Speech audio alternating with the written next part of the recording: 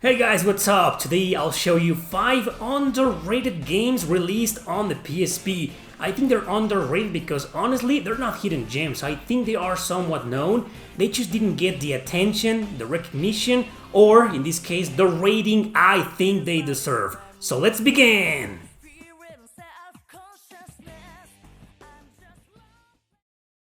Number 5. Neo Geo Heroes Ultimate Shooting. I bet you didn't know this one existed, huh? It's a pretty solid crossover if you like SNK like me. It's a vertical shoot 'em up with various characters from the King of Fighters series and a few others from other games like Metal Slug or Samurai Showdown. Story's there and all, but it's honestly senseless like in most crossovers. Anyway, my only gripe with this game is the resolution. Not sure why the screen looks so small in the center, but if you can't get past that like I did, it's a pretty enjoyable game. It's just crazy that there's a shoot 'em up with these characters and you actually play as them flying and shooting around. Everyone has a completely different weapon though, including the bombs and the specials. There's also several routes to follow, but you end up going through the same stages and bosses no matter who you choose. I'm not sure how great this game is because it does have its flaws. It didn't win any awards, but it's a different take on the genre. Can't believe it never got any attention at all considering it's an SNK crossover. By the way, the only physical version out there is the Japanese one. North America only got it digital. Europe didn't get it.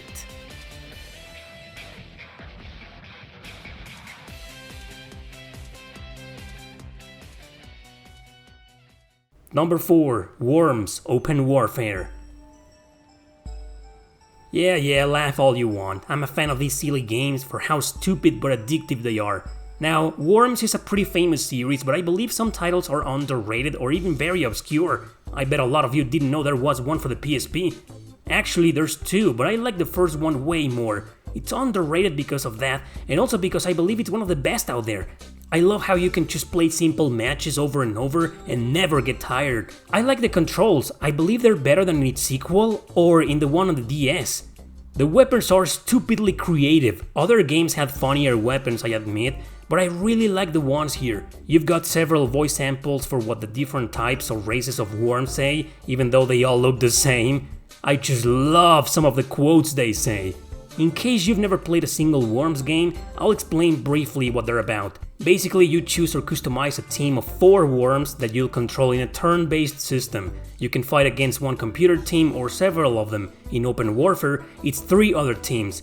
And then you select the areas you'll fight in, where all teams will battle each other until one is victorious. And that's pretty much it. They're very fun strategy games, and I think this one in particular is very underrated.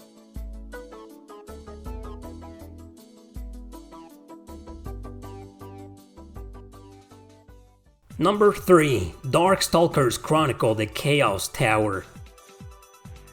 I chose this game because it just baffles me how popular some characters are, like Felicia and Morrigan. I mean, they're famous for obvious reasons, but also because they've made appearances in several video games, most notably the Marvel vs. Capcom series. But many people just don't know where they really are from. They belong to a series created by Capcom called precisely Darkstalkers. They started back in the arcades from the CPS2 until they started being ported or remastered. The Chaos Tower is one of them. It's a port from the 3rd game called Vampire Savior. Later it got a Sega Saturn and a Dreamcast version, but they stayed in Japan. The one we got was the PSP release, which also included a new game mode exclusive to it. The cool thing about it is that players can choose the fighting style of any previous game in the series released on the arcade. It also has characters from all of them, of course. However, when it came out, the game didn't get a lot of reviews and attention. I think this is a game that most people should play for how accessible it is as a great entry into the Darkstalkers universe, and it's about time people knew where these characters are from.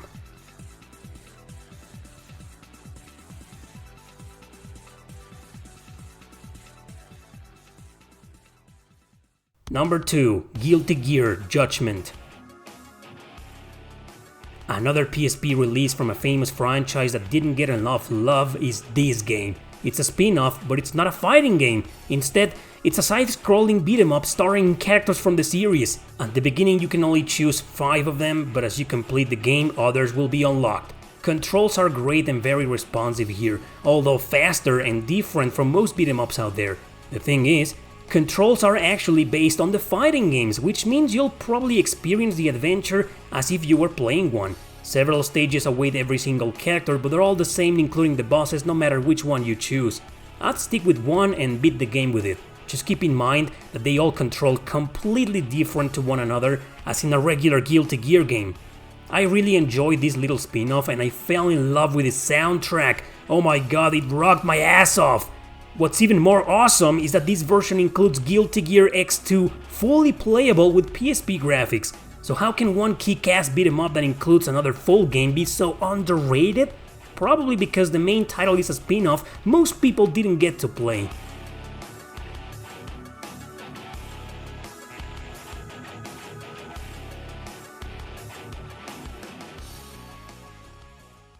Number 1. The Legend of Heroes Trails in the Sky 1 and 2. This is a game cut into two parts, originally released on Windows in 2004 and 6 respectively, but only in Japan. Ports were then made to the PSP, and that's when XSEED acquired the localization rights, so they released both PSP and PC versions worldwide in 2011, though there was only one physical version for the first game on the PSP. A third game was released only on PC, and even though it's canon, it's not really necessary to fully understand the other two. This marks the start of the nowadays popular Trails series. I call these two games underrated because, given the fame of Trails of Cold Steel today, people just keep on wondering where it all started. Well, it started here with Trails in the Sky, but then, since the games are very heavy on text and dialogue, most gamers believe it will take them forever to beat. That's only true if they want to do all the side quests, since the main story only takes about 40 hours each chapter to complete. We fans keep telling newcomers to start with these two, but half of them just won't listen, which in my opinion makes them automatically underrated. How can they seriously miss this excellent masterpiece? It's a pretty balanced game, perfect for beginners, with an amazing story and strong character development.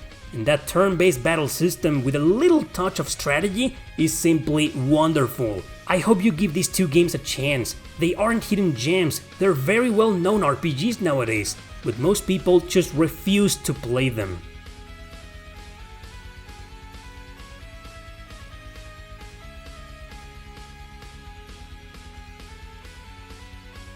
Anyway guys, those were my picks for today's video. If you have more underrated games for the PSP, leave them in the comment section below. Thanks for watching, don't forget to subscribe and share this video with your friends. See you next time!